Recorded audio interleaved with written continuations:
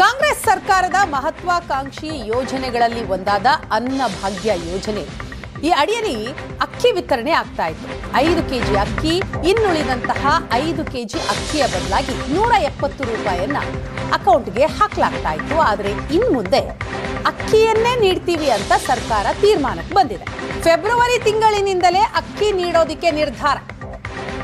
5 KG ಅಕ್ಕಿ ಬದಲಿಗೆ 170 ರೂಪಾಯಿ ಕೊಡ್ತಾ ಇತ್ತು ಸರ್ಕಾರ. 3 ತಿಂಗಳಿನಿಂದ ಅನ್ನಭಾಗ್ಯ ಯೋಜನೆಯ ಹಣ ಕೂಡ ಬಂದಿಲ್ಲ, ಸ್ಥಗಿತ ಆಗಿದೆ. ಹಾಗಾಗಿ ಸಾರ್ವಜನಿಕರು ಕೂಡ ಆಕ್ರೋಶವನ್ನ ವ್ಯಕ್ತಪಡಿಸ್ತಾ ಇದ್ರು. ಇದರ ಬೆನ್ನಲ್ಲೇ ಇವತ್ತು ಸುದ್ದಿಗೋಷ್ಠಿಯನ್ನ ನಡೆಸಿದಂತಹ ಆಹಾರ ಸಚಿವ KH ಮುನಿಯಪ್ಪ ಇನ್ಮುಂದೆ 5 ಕೆಜಿ ಅಕ್ಕಿ ಅದಕ್ಕೆ ಬದಲಾಗಿ ಕೊಡಲಾಗ್ತಾ ಇದ್ದಂತಹ ಹಣವನ್ನ ಕೊಡೋದಿಲ್ಲ, ಬದಲಾಗಿ 10 ಕೆಜಿ ಅಕ್ಕಿ ಕೊಡ್ತೀವಿ ಅಂತ ಹೇಳಿದ್ದಾರೆ. ಕರ್ನಾಟಕ ಸರ್ಕಾರ ಪ್ರಣಾಳಿಕೆಯಲ್ಲಿ 10 ಕೆಜಿ ಅಕ್ಕಿಯನ್ನು ಕೊಡ್ತೀವಿ ಅಂತೇಳಿ ಘೋಷಣೆ ಮಾಡಿದ್ದೀವಿ. ಆ ಸಂದರ್ಭದಲ್ಲಿ ಕೇಂದ್ರ ಸರ್ಕಾರ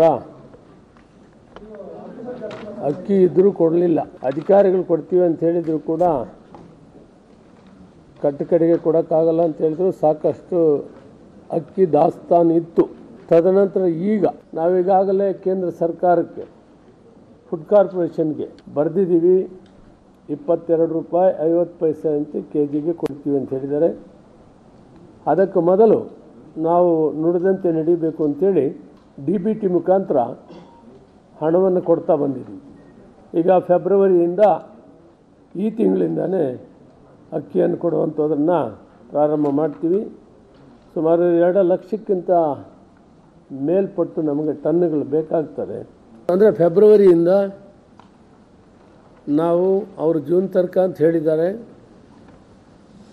ಇದನ್ನು ಕಾರ್ಯಕ್ರಮ ಶುರು ಮಾಡಿದಾಗೆ ಒಂದು ಅಪೀಲನ್ನು ಕೂಡ ಮಾಡಿದ್ದೇನೆ. ಯಾರು BPL ಪಟ್ಟಿಯಲ್ಲಿರೋ APLನವರು ಮೊದಲೇ ಅವರೇ ನಾವು ಅಪೀಲ್ ಮಾಡ್ತೀವಿ ಅವರಿಗೆ. ಅವ್ರು ಬಿಟ್ಕೊಟ್ರೆ ಅವ್ರಿಗೆ ಪೆನಾಲ್ಟಿ ಇರಲ್ಲ. ನಾವು ಹೇಳಿದ ಮೇಲೇನು ಅವ್ರು ಬಿಟ್ಕೊಡ್ತಾ ಇದ್ದರೆ ಪೆನಾಲ್ಟಿ ಹಾಕಲೇಬೇಕಾಗುತ್ತೆ. ಅದಕ್ಕೊಂದು ಪೆನಾಲ್ಟಿ ಏನಂತ ಕಾನೂನಿದೆ, ಗೈಡ್ಲೈನ್ಸ್ ಇದೆ. ಅದನ್ನು ಅಲ್ಲಲ್ಲ, ನಾನು ಆ ಗೈಡ್ಲೈನ್ಸ್ ಇದನ್ನು ಒಂದು ಪ್ರಚಾರಕ್ಕೆ ಒಂದು ಅಡ್ವರ್ಟೈಸ್ಮೆಂಟೇ ಕೊಟ್ಬಿಡ್ತೀವಿ. ಒಂದು ವಾರದ ದಿನದಲ್ಲಿ ಏನು ಮಾಡ್ತೀವಿ, ಆ ಗೈಡ್ಲೈನ್ಸ್ ಎಲ್ಲ ಹಾಕ್ತೀವಿ. ನೋಡಪ್ಪ, ನಿಮಗೊಂದು ಟೈಮ್ ಕೊಟ್ಟಿದ್ದೀವಿ, ಒಳಗಡೆ ವಾಪಸ್ ಬರ್ರಿ. ಇನ್ನೂ BPL ಅವ್ರು ಕಾಯ್ತಾ ಇರೋರು ಕೊಡೋಣ. APL ಅವ್ರು ನೀವು ವಿನಾಕಾರಣ ತಗೊಳ್ತಾ ಇದ್ದೀರಾ, ನೀವೇ ಬಂದರೆ ಇನ್ನೂ BPL ಅವ್ರು ಕಾಯ್ತಾ ಇರೋರು ಸಹಾಯ ಮಾಡೋಣ ಅಂತ ಕೇಳ್ತೀವಿ.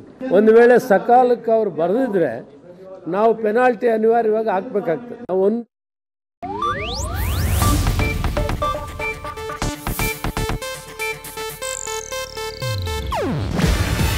ಇದು ಏಷ್ಯಾನೆಟ್ ನ್ಯೂಸ್ ನೆಟ್ವರ್ಕ್ ಪ್ರಸ್ತುತಿ.